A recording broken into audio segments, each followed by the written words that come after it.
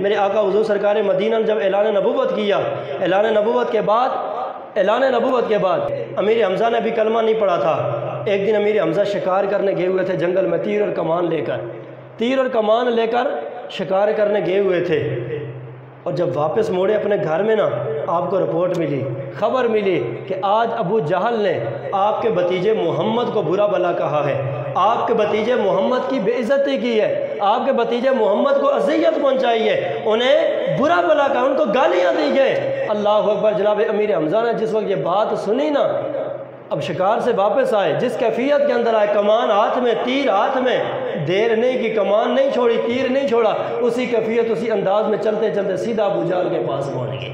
اللہ اکبر۔ سیدھا ابو جہل کے پاس پہنچ گئے۔ جناب امیر حمزہ رضی اللہ تعالیٰ عنہ سیدھا ابو جہل کے پاس پہنچ گئے، جا کر ابو جہل کو برا بلا کہنا شروع کر دیا، ابو جہل کو ڈانٹنا شروع کر دیا، ابو جہل کو برا بلا کہنا شروع کر دیا، حتیٰ کہ وہی کمان اٹھا کے جناب امیر حمزہ نے ابو جہل کے سر میں دے ماری، ابو جہل کا سر پھٹ گیا، خون کا فوارہ نکلنا شروع ہو گیا۔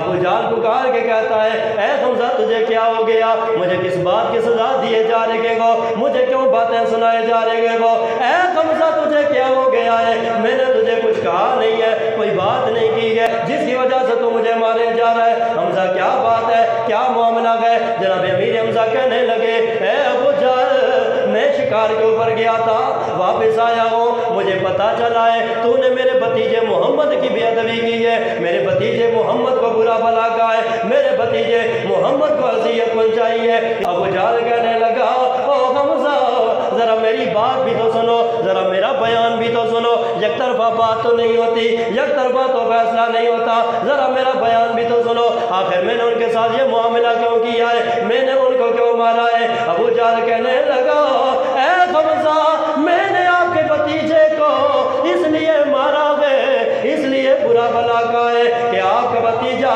ہمیں بھی پاگل کہتا ہے، ہمیں بیوقوف کہتا ہے۔ جناب امیر حمزہ جلال میں آئے، جناب امیر حمزہ نے فرمایا، ابو جہل سن لے، اگر میرا بھتیجا تمہیں پاگل کہتا ہے، میرا بھتیجا تمہیں بیوقوف کہتا ہے تو ٹھیک ہی کہتا ہے۔ اگر میرا بھتیجا تمہیں پاگل کہتا تو ٹھیک کہتا ہے، اگر بیوقوف کہتا تو ٹھیک کہتا ہے۔ ابو جہل کہنے لگا، صرف ہمیں ہی پاگل اور بیوقوف نہیں کہتا، بلکہ ہمیں بھی برا بلا کہتا ہے، ہمارے خداؤں کو بھی برا بلا کہتا ہے، ہمارے بتوں کو برا بلا کہتا ہے۔ جناب امیر حمزہ نے فرمایا، اے ابو جہل، اگر میرا بھتیجا تمہیں پاگل کہتا ہے، تمہیں بیوقوف کہتا ہے، تمہارے بتوں کو برا بلا کہتا ہے تو ٹھیک ہی کہتا ہے۔ تم سے بڑا پاگل کون ہے؟ تم سے بڑا بیوقوف کون ہے؟ اپنے ہاتھوں سے بت تراشتے ہو، پتھروں کو تراش کے خود ہی خدا بناتے ہو، خود ہی ان کے سامنے اپنی پیشانیاں جھکاتے ہو، ان کے سامنے سجدے کرتے ہو۔ اے ابو جہل، تم سے بڑا بیوقوف کون ہے؟ تم سے بڑا پاگل کون ہے؟ اور اگر خداؤں کی بات کرتے ہو تو پھر سن لو، میرا بھی یہ یقین ہے، میرا بھی یہ نظریہ ہے، وہ کائنات کے سارے خدا جو تم نے ہاتھوں سے بنائے گئے وہ سارے جھوٹے گئے، صرف ایک محمد کا رب ہی سچا ہے۔ تمہارے سارے ہاتھوں سے بنائے ہوئے، چاہے وہ لکڑی کے، پتھر کے، گارے کے، جس چیز سے بنے، سارے کے سارے خدا جھوٹے ہیں، صرف ایک محمد کا رب سچا ہے۔ ابھی کلمہ نہیں پڑھا تھا، لیکن جناب امیر حمزہ نے فرمایا کہ باقی سارے خدا جھوٹے، ایک محمد کا رب سچا ہے۔ یہ معاملہ ختم ہوا، جناب امیر حمزہ وہاں سے چلے سیدھا مصطفیٰ کریم کے دربار میں۔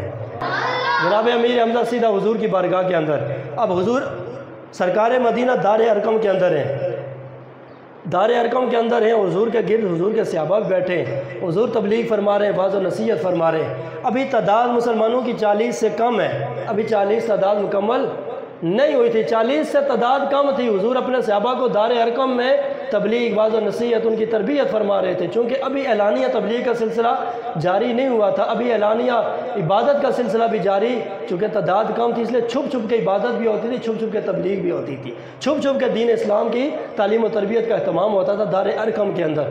جناب امیر حمزہ سیدھا حضور کے دربار کے اندر پہنچے، بولو ذرا سبحان اللہ۔ جناب امیر حمزہ رضی اللہ تعالیٰ عنہ آقا حضور سرکار مدینہ کی بارگاہ کے اندر پہنچے، آقا حضور کے دربار کے اندر عرض کرنے لگے، یا رسول اللہ آج میں شکار کے اوپر گیا تھا، واپس آیا ہوں، مجھے پتا چلا ہے ابو جہل نے آپ کی توہین کی ہے، آپ کی بے ادبی کی ہے، آپ کو تکلیف پہنچائی ہے۔ یا رسول اللہ اے میرے بھتیجے مکمل، میں نے دیر نہیں لگائی، سیدھا گیا ابو جہل کے بعد، جا کر اسے برا بھلا بھی کہا ہے، اسے ڈانٹا بھی گیا اور اس کو مارا بھی گیا، اسے خون سے لہلوہان بھی کیا ہے۔ میرے آقا حضور سرکار مدینہ صلی اللہ علیہ وسلم نے فرمایا، اے حمزہ اگرچہ تو نے ابو جہل سے میرا بدلہ لے لیا ہے، لیکن اے چچا میں اس بدلے سے اتنا خوش نہیں ہوتا ہوں جتنی خوشی مجھے اس بات کے اوپر ہوگی کہ تو میرا کلمہ پڑھ کے مسلمان ہو جائے۔ اے میرا چچا مجھے اپنے بدلے سے اتنی خوشی نہیں ہوتی جتنی خوشی کسی بندے کے ایمان اور اسلام کے ساتھ ہوتی ہے۔ جناب امیر حمزہ رضی اللہ تعالیٰ عنہ نے جب یہ بات سنی، آقا حضور سرکار مدینہ کی بارگاہ کے اندر عرض کرتے ہیں، یا رسول اللہ اگر آپ کی خوشی اس بات پہ ہے تو پھر میں گواہی دیتا ہوں اللہ کے سوا کوئی معبود نہیں ہے، آپ اللہ کے سچے رسول ہیں۔ اگر آپ کو اس بات کے اوپر خوشی ہے کہ میں کلمہ پڑھ کے مسلمان ہو جاؤں، آپ کا غلام بن جاؤں، آقا حضور پھر آپ گواہ ہو جائیں رب بھی سچا ہے، آپ بھی رب کے سچے رسول ہیں۔ اسی لیے شاعر کہتا ہے، اس کلمے دراز نگارے نے اس ڈوب دے بیڑے تارے نے، سنو دس یا نبی جی پیارے نے، پڑھو لا الہ الا اللہ، پڑھو